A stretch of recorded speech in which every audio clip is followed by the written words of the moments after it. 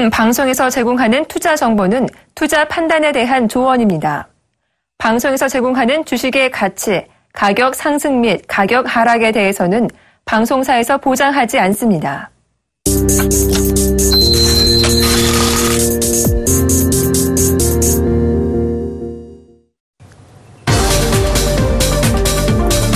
네, 시청자 여러분 반갑습니다. 종목세일즈의 황민영 멘토입니다. 자, 오늘 모처럼 만에 양시장 모두 강한 반등이 나오고 있죠. 자, 지금까지 힘드셨던 분들 오늘 하루쯤은 좀 우시셔도 되는 그런 하루인 것 같은데, 자, 여러분들 종목들은 다 안전하십니까? 이번 반등이 정말 의미 있는 반등이 되기 위해서는 여러 가지 우리가 주목해봐야 되는 변수들이 있습니다. 자, 그 부분에 대해서는 잠시 지금부터 제가 시황을 통해서 짚어봐 드리도록 하겠습니다. 자, 그러면 본격적으로 종목세일즈 시작하기 전에 먼저 시황부터 보고 가도록 하겠습니다. 자, 현재 코스피 지수의 흐름을 보게 되면요, 현재 코스피 지수는요 1.33% 상승한 1854.18포인트의 거래가 되고 있는 그런 상황이고요. 자, 코스닥 지수의 흐름도 역시 같이 한번 보도록 하겠습니다. 현재 코스닥 지수는요, 장중에 거의 5% 정도의 상승률이 나왔죠. 현재 4.9%의 상승으로 현재 진행이 되고 있는 그런 모습입니다. 자, 양시장 모두 반등이 나오고 있는 과정인데요. 자, 그동안 지수의 낙폭도 너무 컸고요. 그런 가운데서 반등이기 때문에 마치 이제 가뭄의 단비 같은 그런 오늘 시장의 반등이 아닐까 이렇게 생각을 합니다. 그런데 중요한 건요, 지금 시장이 올라가고 있긴 하지만 이 안에서도 분명히 우리가 좀 가려내야 될 부분들이 분명히 있다라는 거죠. 지금 같은 경우에는 시장의 반등 자체가 2%의 부족이 아니라 약 50% 정도의 부족한 가운데서 반등이 나오고 있다는 점에 여러분들은 좀 주목을 해보실 필요가 있습니다. 자, 50%가 부족하다라고 말씀을 드렸던 건요, 자, 지금 화면 잠깐 보면서 말씀드리면요, 지금 거래소 시장 쪽에서 지금 반등이 나오고 있긴 하지만 외국인들이 무려 4,229억 원의 순매도가 나오고 있습니다. 그리고 기관들의 경우에는 현재 1,656억 원의 순매수가 진행이 되고 있다는 거죠. 자, 이렇게 외국인들이 팔고 있는 가운데서 시장이 반등이 나오고 있다는 것 자체가 사실 의미 자체를 크게 부여할 수는 없다는 겁니다. 왜냐하면 거래소 시장의 흐름하고 그 다음에 수급의 흐름을 보게 되면은 결국은 거래소 시장과 외국인들의 수급 자체가 동일하게 움직인다는 거죠. 결국 외국인들이 사지 못하면 지수는 역시 상승으로 반전되기는 어려운 그런 상황이다라는 거. 자, 코스닥 시장의 경우에도 외국인과 기관들이 현재 동반 순매수가 지금 진행이 되고 있는 상황입니다. 자, 그런데 여기서도 우리가 또 체크를 해봐야 되는 내용이 있습니다. 자, 코스닥 시장. 결국은 코스닥 시장의 흐름을 봤을 때는요, 대부분의 그 흐름을 주도하고 있는 건 바로 기관 쪽입니다. 오늘 같은 경우에 역시 기관들이 들어오고 있긴 하지만 시장이 급락이 나왔을 때 코스닥 시장만 먼저 그냥 갔던 그런 시장은 없었습니다. 결국은 거래소 시장도 같이 움직였다는 거죠. 오늘 반등에 대해서는 너무 깊게 생각하지 마시고 일단 오늘 반등이 시장이 하락에서 상승으로 전환되는 그런 반등이 아니고 시장 하락이 어느 정도 마무리되는, 확인하고 있는, 저점을 확인하는 그런 가운데에서의 기술적 반등 정도라고 일단 생각을 하시면 될 것 같습니다.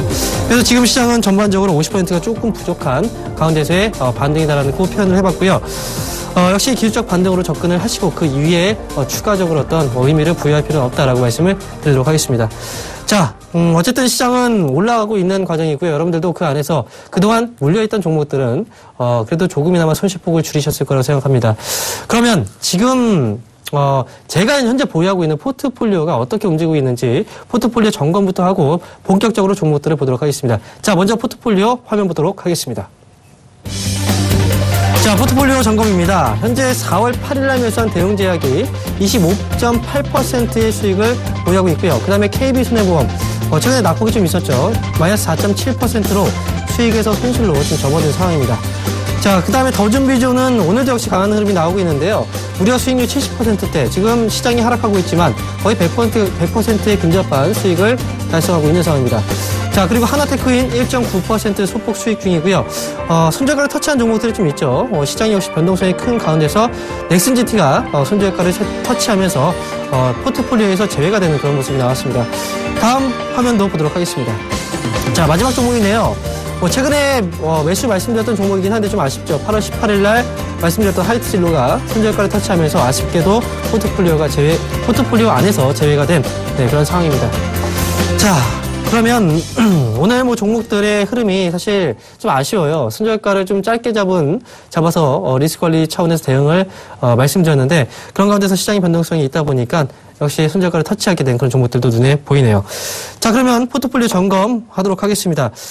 첫 번째로 일단 손절가 터치한 종목들부터 보도록 할게요. 마지막에 최근에 말씀드렸던 하이트 진로부터 보도록 하겠습니다. 자, 하이트 진로의 흐름을 잠깐 보게 되면요. 약간 아쉽게도 사실 시장의 하락과 함께 변동성이 좀 나왔고 그래서 주가가 단기에 하락세가 좀 나왔습니다. 자, 오늘 같은 경우에는 뭐 시장 올라가고 있는 과정에서 하락 이후에 다시 한번 조금씩 저점을 높여주고 있는 그런 모습이 나오고 있는데 현재 21,500원에 거래가 되고 있습니다. 역시 시장이 하락에서 상승으로 전환이 되게 된다면 뭐 가장 빨리 움직이게 되는 종목들 중에서는 분명히 3분기 실적에 대한 모멘텀이 있는 그런 기업들이 먼저 움직이게 될 겁니다. 자, 오늘 시장 반등에 대해서 너무 의미를 두지 말라고 말씀드렸던 것처럼 하이트진로는 앞으로 주가 흐름을 보게 된다면 중기적인 관점에서는 보유 관점으로 가져가시는 게 맞겠다라고 생각을 합니다. 그래서 일단 보유하고 계신 분들의 경우에는 보유 관점에서 계속 끌고 가시는 전략으로 가져가신다면 일단 목표 주가 말씀드릴게요. 뭐 현재 시점에서 봤을 때는 약간 박스권의 상단 부분이라고 볼 수 있는 25,000원 정도 자리까지 한번 끌고 가시면서 가신다면 뭐 이번에 수익으로 전환 시에는 분명히 좋은 결과물을 가져다 줄 수 있다 이렇게 말씀을 드리도록 하겠습니다. 자, 이어서 다음 종목 보도록 할 텐데요. 넥슨지트 보도록 하죠. 역시 좀 아쉽죠? 자, 오늘 같은 경우에 무려 7%나 지금 상승이 나오고 있는 그런 모습인데요. 자, FPS 게임 업체 중에서는 뭐 시장 점유율 독보적으로 갖고 있는 그런 업체고, 넥슨지트의 경우는 실적도 우량한 그런 기업임에도 불구하고 시장 변동성을 피할 수 없었습니다. 자, 오늘 같은 경우에 7.7% 지금 올라오고 있는데요. 물론 아마 못 파신 분들이 많을 거예요. 갑작스럽게 이제 시장이 변동성이 커지면서 급하게 내려갔기 때문이죠. 지금 같은 경우에는요, 우리가 이미 주가가 많이 빠졌어요. 실적 대비했을 때 많이 빠졌다는 거 기억을 하시고, 지금부터는 차라리 추가 매수 시점을 한번 잡아보는 자리로 일단 생각을 하시면 좋을 것 같아요. 오늘 당장 이제 매수라기보다는요. 일단 이번 주 내로 넥슨지티의 저점을 완벽하게 확인하고 나서 턴을 하는 그런 자리가 나올 테니까 지금 현재 보유하고 계신 분들은 일단 이번 주 정도 기다리셨다가 추가 매수 시점에서 추가 매수를 통해서 매수 단가를 낮춘 전략도 보면 좋은 전략이 될 것 같습니다. 자, 목표 주가 말씀드리면요. 보유하고 계신 분들의 경우에는 17,000원 목표 주가로 말씀드릴 테니까 보유 관점에서 끌고 가시는 전략으로 대응하실 필요가 있겠다 이렇게 말씀을 드리도록 하겠습니다. 자, 마지막으로 한 종목만 더 보고 가도록 하죠. 바로 이 종목은 빼놓고 할 수 없죠. 바로 더존비존입니다. 자, 더존비존 현재 수익률이 70%입니다. 사실 뭐 주가의 흐름을 보게 되면요. 이 기업은 시장이 그렇게 어려웠나? 라는 생각이 들 정도로 거의 움직임 자체가 없었습니다. 그만큼 강한 모멘텀이 있었고요. 그리고 상승 이후에 간단하게 박스권의 흐름을 지금 만들어내고 있는 그런 과정이죠. 자, 그래서 뭐 더존비존의 경우에는요. 지금 고점 잡고 저점 잡고 고점 잡고 저점 잡고 뭐 이러면서 지금 주가가 계속해서 등락을 거듭하고 있는 그런 모습이 나타나고 있습니다. 자, 일단 더존비존은 현재 보유하고 계신 분들 당연히 보유 관점이고요. 뭐 지금 같은 경우에는 시장이 올라가면서 잠깐 반등이 나오면서 2.18% 정도의 지금 이제 상승이 나오고 있죠. 따라서 지금 현재 시점에서 보유 관점에서 끌고 가시면서 수익을 키워가시는 전략으로 말씀을 드리도록 하겠습니다. 자, 이렇게 해서 보유하고 있는 종목들에 대한 한번 점검을 일단 해봤고요. 일단 간단하게 고지를 하고 가도록 하겠습니다. 화면 잠깐 이제 보면서 고지를 해드릴 텐데요. 일단 지금 뭐 방송에서 말씀드리는 투자에 대한 권유 내용은 저희 이제 개별적인 어떤 뭐 의견일 뿐 여러분들이 투자 판단에 대한 해당 주식의 가치를 결정하는 수익률을 보장하지 않습니다. 그래서 이런 부분들을 참고하시고 여러분들도 투자 판단에 투자 판단을 하실 때 유의하시기 바라겠습니다. 자, 그러면 제가 오늘 말씀드릴 그 종목에 대해서 화면을 통해서 보고 넘어가도록 하겠습니다. 네, 오늘 제가 말씀드릴 종목은요, 바로 한스바이오메드입니다. 자, 한스바이오메드. 이 종목은 제가 사실 방송에서 여러 차례 강조드렸던 그런 종목이거든요. 그래서 일단 이 종목에 대해서는 여러분들도, 수차례 한번 말씀을 드렸을 겁니다. 뭐 기억이 나시는 분들은 분명히 많으실 거고. 자, 일단 뭐 한스바이오메드에 대해서 제가 오늘, 여러분들한테 소개를 해드릴 텐데, 오늘 시간에는 한스바이오메드를 과연 황명혁 전문가가, 황명혁 멘토가 왜 이 기업을 봐야 되는지에 대한, 그런 투자 판단을 하는데 중요한 관점이 될 것 같으니까 여러분들 끝까지 놓치지 마시고 하나하나 제가 말씀드리는 그 내용에 주목을 하시기 바랍니다. 자, 먼저 화면 보면서 제가 자세하게 설명을 먼저 드려보도록 하겠습니다. 이 한스바이오메드란 어떤 기업인지에 대해 설명을 먼저 드리도록 하겠습니다. 자, 한스바이오메드에 대한 어떤 기업의 주요 제품별 매출 비중 현황을 먼저 보고 가실 텐데요. 한스바이오메드의 주요 제품 그리고 매출 비중을 보게 되면요. 피부 이식제와 그다음에 뼈 이식제 그리고 실리콘 소재 그리고 기타 의료기기 사업을 영위하고 있는 그런 기업이고요. 일단 피부 이식제 쪽에서 매출 비중을 보게 되면은 무려 매출 비중이 10.6%나 차지하고 있습니다. 그리고 가장 중요한 거는 이 부분인 얘기죠. 뼈 이식제 쪽에서 본다면 매출 비중이 전체에서 53.18%를 차지하고 있다는 거. 가장 중요한 사업 부분 중에 하나가 바로 뼈 이식제 사업 부분이 거의 대부분의 매출 비중을 차지하고 있습니다. 그리고 밑에 보게 되면 실리콘 소재 사업 부분에서 21.88%의 매출 비중을 차지하고 있는 기업이다라고 말씀을 드릴 수 있습니다. 기업의 가장 중요한 이 사업, 기업이 어떤 사업을 영위하고 있는지가 가장 중요하겠죠. 그리고 그 기업 사업별로 제가 중요한 모멘텀들을 지금부터 소개를 해드리도록 하겠습니다. 자, 먼저 뼈 이식제 부분에 대한 뼈 이식제 관련해서 이제 사업에 대한 설명을 드릴 텐데요. 자, 일단 화면 잠깐 보시면 지금 보시는 게 이제 한스바이오메드의 뼈 이식 제품군입니다. 지금 말씀드렸지만 뼈 이식제 쪽에서 한스바이오의 매출 비중이 가장 높게 나타나고 있다라는 걸 앞에서 설명을 드렸고요. 중요한 그 제품군 자체가 지금 화면에 보이는 이 제품군이라고 말씀을 드릴 수 있습니다. 자, 그럼 뼈 이식제 쪽에서 어떤 모멘텀이 있는지 이 부분에 대해서 지금 한번 짚어드리면요. 뼈 이식제는 지난 말 기준으로 했을 때 전체 매출액 대비했을 때 50% 이상의 가장 중요한 매출 비중을 차지하고 있습니다. 자, 한스바이오메드의 주력 제품이라고 할 정도로 매출 비중이 가장 높은데요. 일단 뭐 모멘텀으로 본다면 7월 달이죠. 중국 식약처 쪽에서 탈해골 이식제 판매를 위한 판매 허가 신청서를 제출했습니다. 그러고 나서 중국 쪽에서 판매가 이제 임박을 해 있는 상황이고요. 이제 본격적으로 중국 쪽에서 물꼬를 트게 되면은 뼈 이식제 쪽에 대한 어떤 새로운 매출 규모가 커질 수 있는 그런 위치에 와 있다라고 말씀드릴 수 있습니다. 사실 이렇게 생각할 수도 있어요. 중국이 지금 경기가 좀 안 좋다라고 생각을 하는데 그런 가운데서 과연 이 기업이 중국에 진출한다고 해서 과연 어떤 큰 파급 효과를 가져올 수 있을까? 그런데 생각을 해보면요, 우리가 아파서 만약에 뼈가 부러졌다고 생각을 해보세요. 그런데 지금 경기가 안 좋아서 주머니 사정이 좀 안 좋네?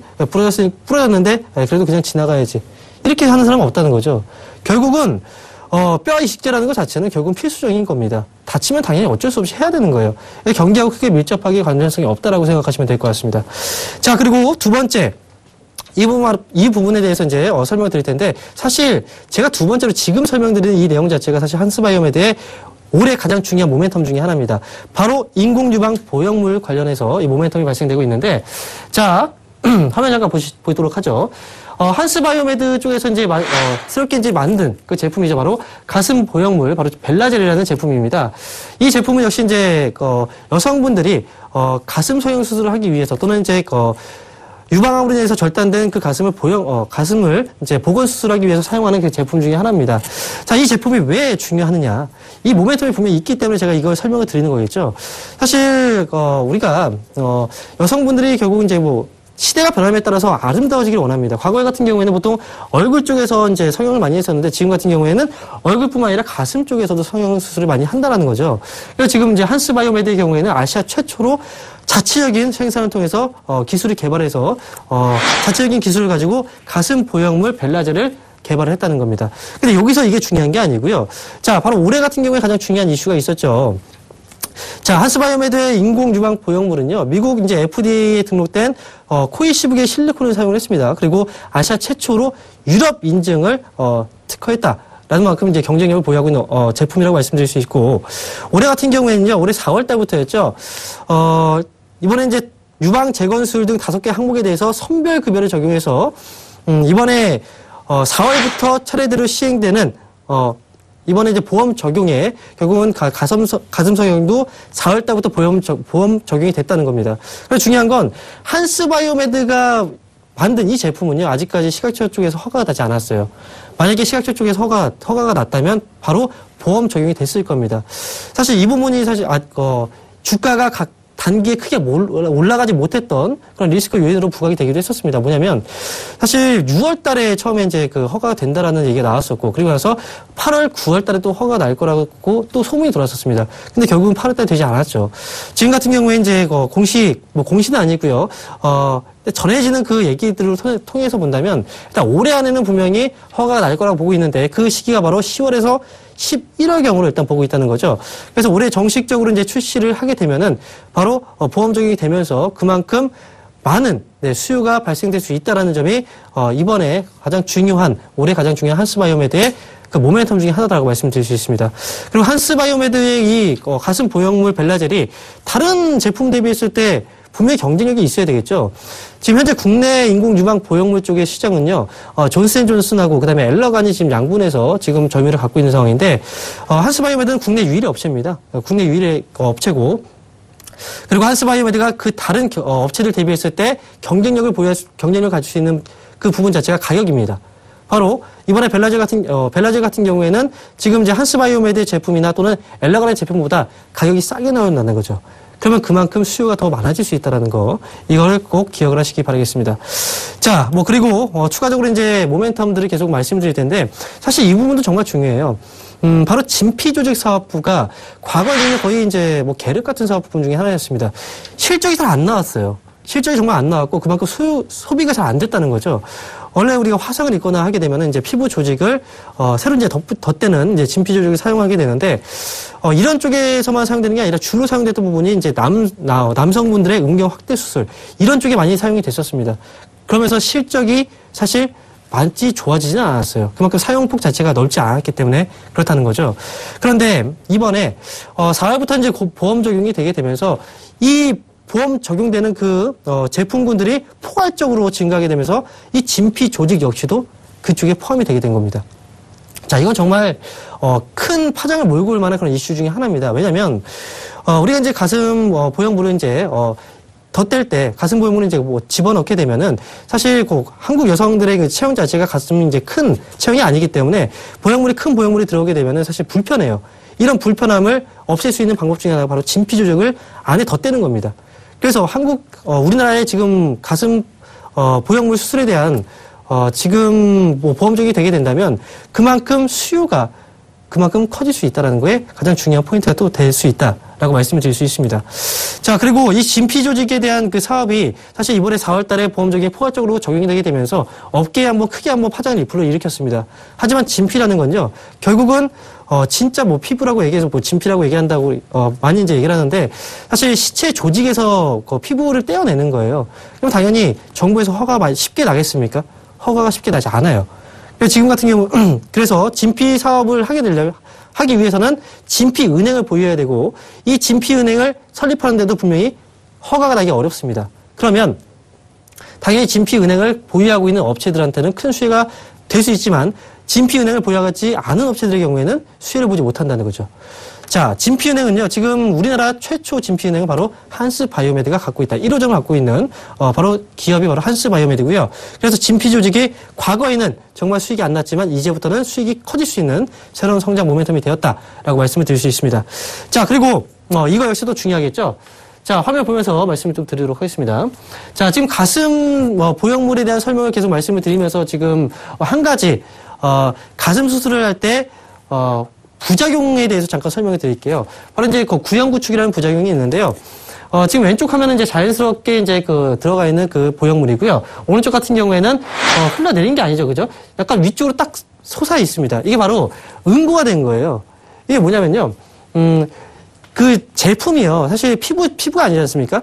다른 제품들이 갑자기 피부에 들어오게 되면은 이 피부는 당연히 민감하게 반응할 수밖에 없습니다. 그래서 이런 민감하게 피부가, 제품들이 들어오면서 반응하게 되면서 딱딱하게 굳어지는 현상을 바로 구형구축 현상이라고 얘기를 해요. 그래서 지금 같은 경우에는 구형구축이 진행이 되게 되면은 오른쪽처럼 이렇게 진행이 되는데 이런 구형구축 부작용 때문에 많은 사람들이 수술을 하지 않았었습니다. 그런데, 올해 초에 나왔던 내용 중에 하나입니다.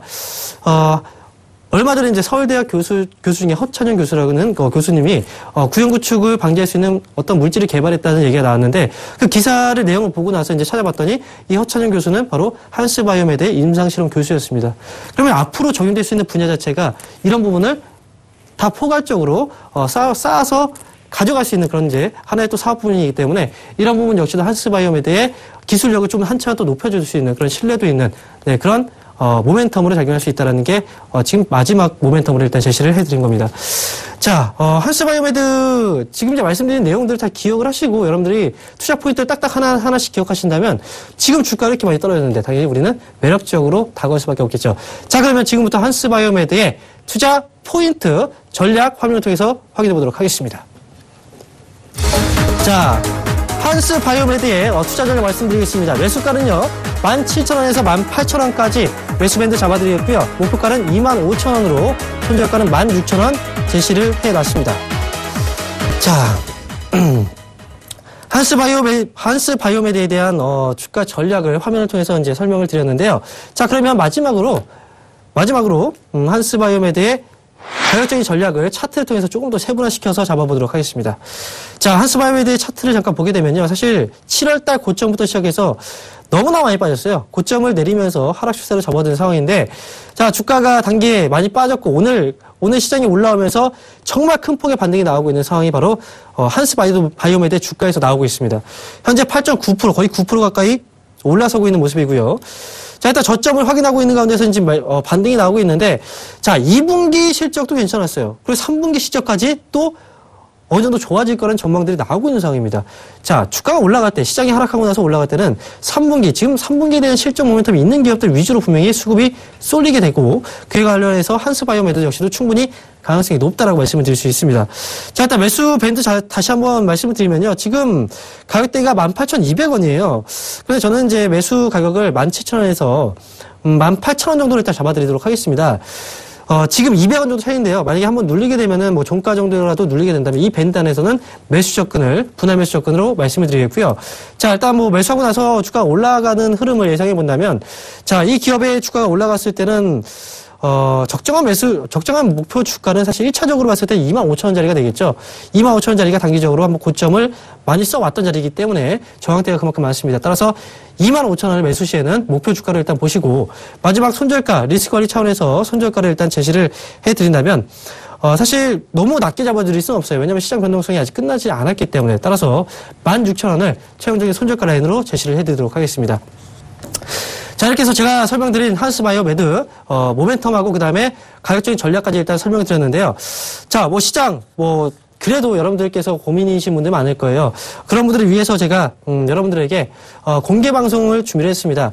자, 공개 방송은요, 장 마감 이후 3시, 월요일부터 목요일까지 매일 합니다. 3시부터 4시까지 1시간 동안 자, 어떤 종목을 봐야 되는지, 시장 이 반등이 정말 의미 있는 반등인지, 이런 것들에 대한 고민, 개별적인 종목에 대한 고민이 있으신 분들은 장 마감 후 3시부터 4시까지 서울경제TV 접속을 하셔서 온라인을 통해서 저를 만나시면 되고요. 자, 그리고 제가 공개 방송에 이어서 주말에 강연회가 또 있습니다. 자, 이번 주 토요일은 서울경제TV의 멘토님들 전부 이번에 단체로 일단 강연회가 바로 토요일 날에 있고요. 토요일 날 강연회는 전체적인 강연회니까 그때 공지가 계속 나갈 겁니다. 그 공지를 통해서 여러분들이 참여하시면 되겠습니다. 그리고 개별적으로 제가 일요일 날 또 추가적인 강연회가 있습니다. 이번 주 일요일 날인데요. 자, 그동안 고민 많으셨던 분들, 그리고 정말 혼자서 너무 힘들다, 해결하기 너무 힘들다 하시는 분들은 이번 주 일요일 날 제가 말씀드리는 장소에 오시면 저를 만나서 그 해결책을 가져갈 수 있습니다. 자, 장소 말씀드리죠. 대룡포스타워입니다. 구로동에 있는 대룡포스타워 2차 2층 바로 유안타증권 디지털 밸리 지점이고요. 자, 찾아오시는 길 지하철역으로 봤을 때는 서울 지하철 2호선 구로 디지털 단지역 3번 출구 나오셔서 쭉 직진하신 다음에 왼쪽으로 오시면 바로 대룡포스타워 2차가 보일 겁니다. 그 2차 2층으로 오시면 됩니다. 자, 이렇게 해서 이번 주에 제가 준비한 내용들이 여러분들을 도와드리고자 많은 내용들을 준비했고요. 오늘 말씀드렸던 종목들까지 해서 여러분들께서 투자하시는 데 큰 도움을 되시기 바라겠습니다. 이렇게 해서 오늘 종목 세제는 여기서 마무리 짓도록 하겠습니다. 감사합니다.